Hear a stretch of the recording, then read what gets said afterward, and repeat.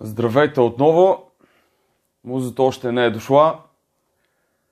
Обаче е малко на сила този епизод. Много му се чудих какво да ви разкажа днеска. И в крайна сметка реших да ви разкажа за някои глупости, които правите, когато купувате недвижим имот.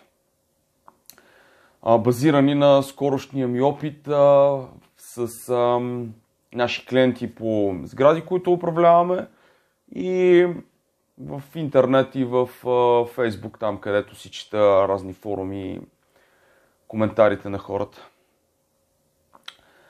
Първото нещо, което се прави като голяма глупост от страна на купувачите, е да смятат, че ефтиният имот е изгодна сделка.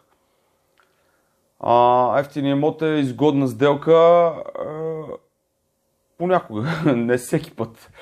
Нали, за да построиш един имот или да построиш една кола или да направиш примерно една дача, защото дачата струва хикс пари, пък Мерцедес се струва 3 пъти по хикс пари. Нали, то е същото. Какви материали са ползвани, къде се намира, каква е локацията, кой е строителя. Така че това, че купувате нещо ефтино, означава, че трябва да имате едно на ум. Защо е ефтино? Какво го кара да бъде ефтино? Дали са използвани по-некачествени материали? Дали е така строителя зарязал работата? Това е, нали, не е по дефолт. Аз си купувам имот, всичко му е точно, виж, тук съм го купил ефтино, направил съм добра сделка. Това е първото нещо, което виждам. Второто нещо е, отивате да си купувате имоти сами. И естествено, после съжалявате, че продавачът ви бил казал едно, пък се оказало друго. Е нормално, на него целта му е да ви продаде имот. На него целта не е да си поддържа някакви взаимоотношения приятелски с вас или там дългогодишни. Няма такова нещо. Той има стока за продажба. Идвате вие, особено пък инвеститор или строител, на него стоката му е имота. Той си го продава и целта му е да го продаде. Естествено, че ви свали звезди и ще ви каже какво ли не, само и само да си купите от него.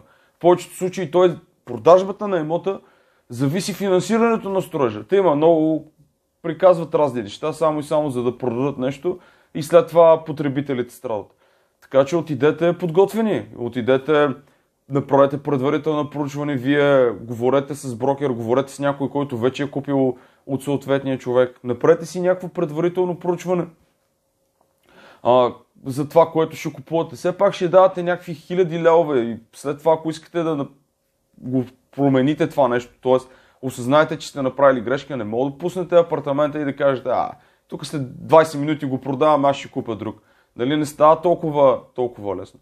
Така че подгответе се, помислете, говорете с професионалисти, за да предотвратите тази грешка. Няколко души тук ми изреваха в последните време, аз не трябваше тук да купувам. Съжалявам. Аз ако съм, примерно, няма да купя и ще кажа защо. Нали, аз като човек и като брокер предпочитам да не стане сделката, обаче 20 години да знам, че този човек ще каже, това правилно го посъветва, отколкото да взема една комисионна. Друго нещо.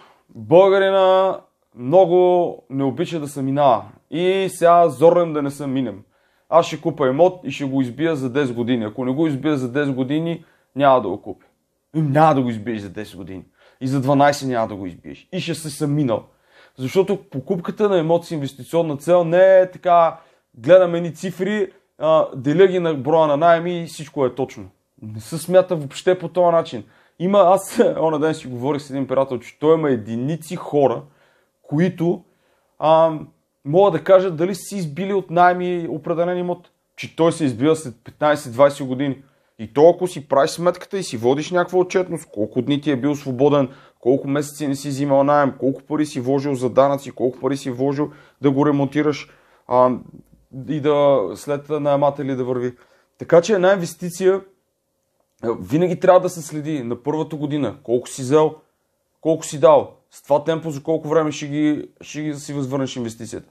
Втората година, трета година. Прави се проследяване и когато имаш 3-4 години опит, тогава знаеш следващия имот, като инвестираш, какво да търсиш. Не, аз за 10 години ще го избия, знаеш каква сделка направих. Супер. И сега реват хора по 6-7 месеца, им седат празни имотите и избиват. Да не говорим, че всеки втори българин не прави разлика между оборот и печалба. И т.е. имотите е същото. Това, че ти влизат някакви пари и всеки месец от наем нещо ти пада, не означава, че печелиш или че си избиваш инвестицията. Ти можеш да си назад, при положение, че нямаш справка и сметка какво си направил и какво не си. Така че забелязвам, че все повече хора самоволно купуват, влизат в едни филми и истории, от които после ги е яд, че са влезнали. И това е поради липса на знание и на подготовка. Не е толкова лесно, не е така. Не е да си купиш телефон или тук, какво съм взел, плафон. Подготвяйте се, отидете подготвени. Един мой много близък приятел, Стоян Тасев, казва: на среща се ходи подготвен. Не се ходи на бургия и защото само ти си мислиш. Малко се запалих, ама такова е. Музата може и да дойде все пак. Ще ми е интересно отдолу, ако има коментари миналия път в YouTube имаше много коментари. Ще ми е много интересно отдолу коментарите да видя кой какви глупости е свършил, когато е купувал имот, какви грешки е правил.